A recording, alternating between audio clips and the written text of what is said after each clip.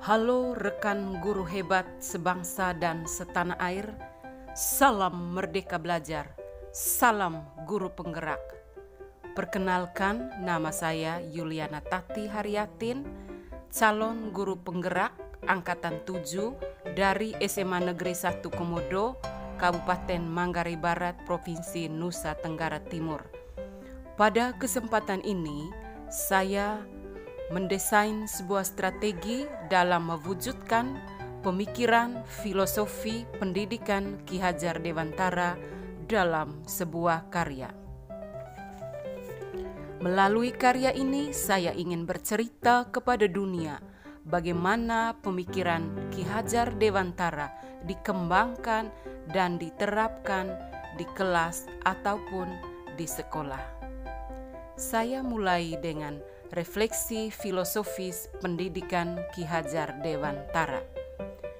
Dalam filosofi pendidikan Ki Hajar Dewantara, ada 4 poin pokok yang saya mau angkat, yaitu pertama, pemikirannya tentang asas pendidikan. Yang kedua, dasar-dasar pendidikan. Yang ketiga, kaitannya dengan kodrat alam dan kodrat zaman, dan yang keempat adalah pendidikan budi pekerti. Mari kita lihat satu persatu. Pertama, asas pendidikan Ki Hajar Dewantara. Ki Hajar Dewantara memaknai kata pendidikan dan pengajaran sebagai berikut. Yang pertama, pendidikan adalah memberikan tuntunan terhadap segala kekuatan kodrat anak untuk mencapai keselamatan dan kebahagiaan hidup. Sedangkan pengajaran adalah proses pendidikan dalam memberi ilmu yang bermanfaat untuk kecakapan hidup anak, secara lahir maupun secara batin. Poin yang kedua adalah pendidikan sebagai tempat persemaian benih-benih kebudayaan. Pendidikan adalah tempat persemaian benih-benih kebudayaan. Hal ini berarti kunci utama untuk menciptakan manusia Indonesia yang berbudaya dan beradab adalah melalui pendidikan. Pendidikan menjadi ruang berlatih untuk bertumbuhnya nilai-nilai kemanusiaan. Yang berikut, dasar pendidikan adalah menuntun. Pendidikan hanya menuntun hidupnya kekuatan kodrat yang ada pada anak. Para pendidik diibaratkan seperti seorang petani atau tukang kebun, dan anak didik seperti biji tanaman yang akan disemai pada lahan yang telah disiapkan.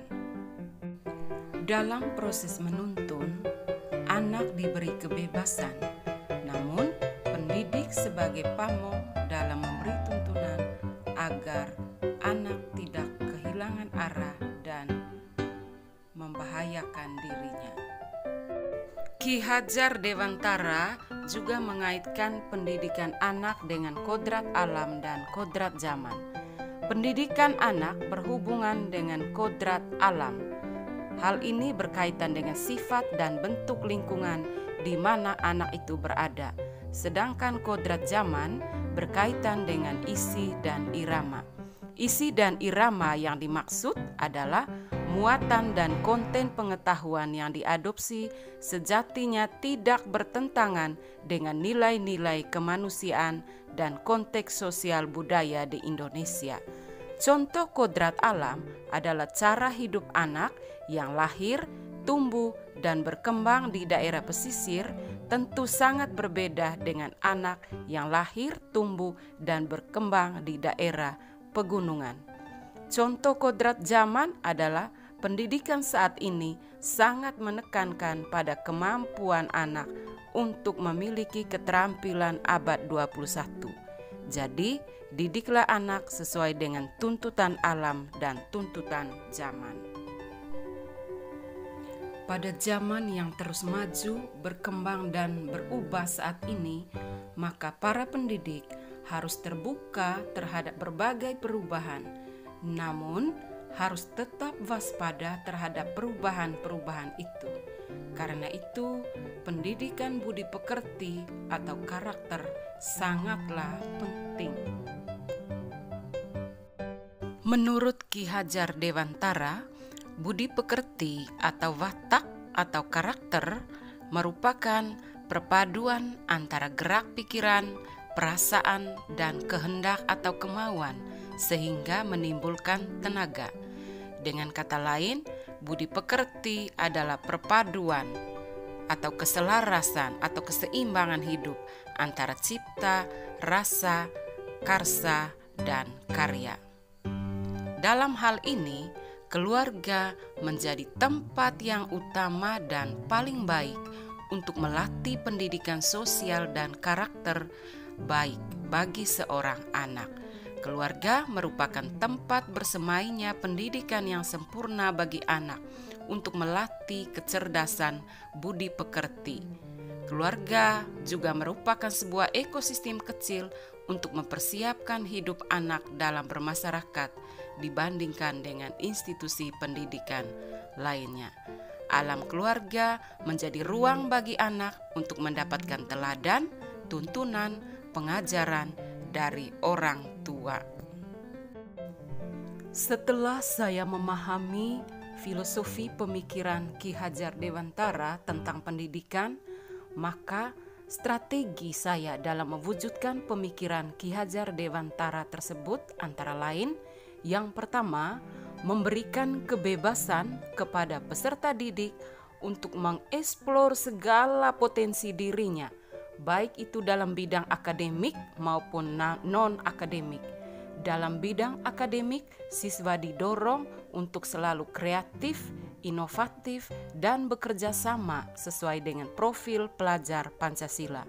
Dalam bidang non-akademik, siswa didorong untuk mengikuti berbagai kegiatan pengembangan diri di sekolah sesuai dengan bakat dan minatnya.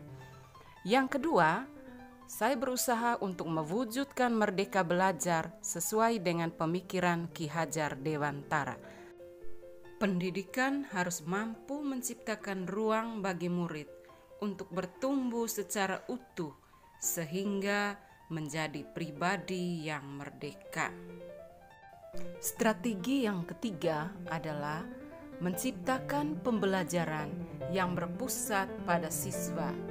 Pembelajaran yang berpusat pada siswa adalah pembelajaran yang aktif, kreatif, inovatif, efektif, dan menyenangkan. Strategi yang terakhir adalah selalu menerapkan budaya positif di lingkungan sekolah. Penerapan budaya positif sangat penting untuk menumbuhkan pendidikan karakter pada anak.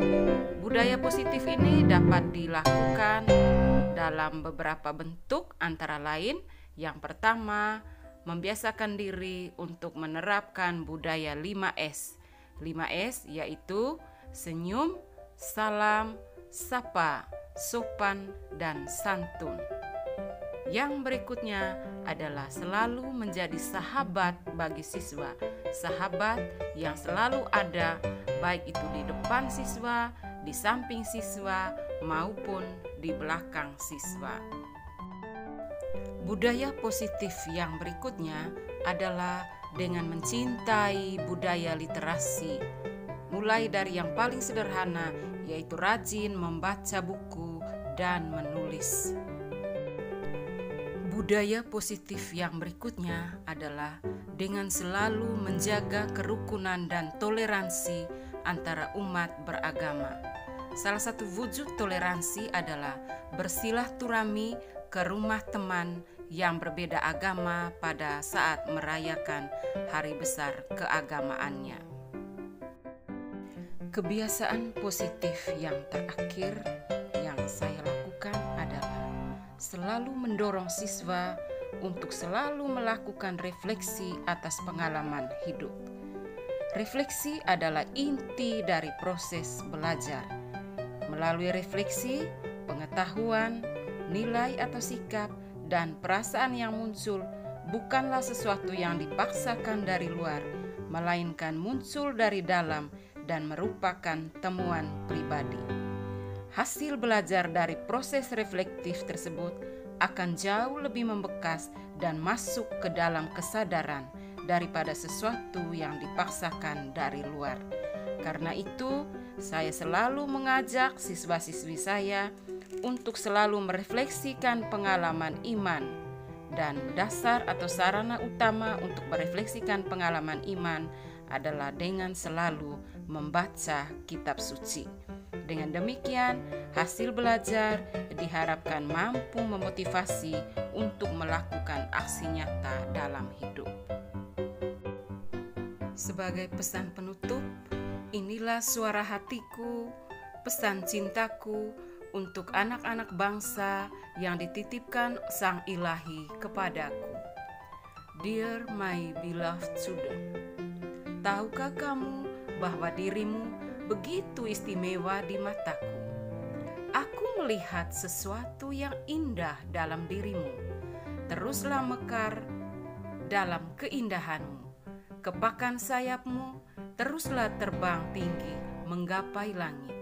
Aku kan selalu ada untukmu, di depanmu, di sampingmu, dan di belakangmu, dalam kasihku yang tak bertepi.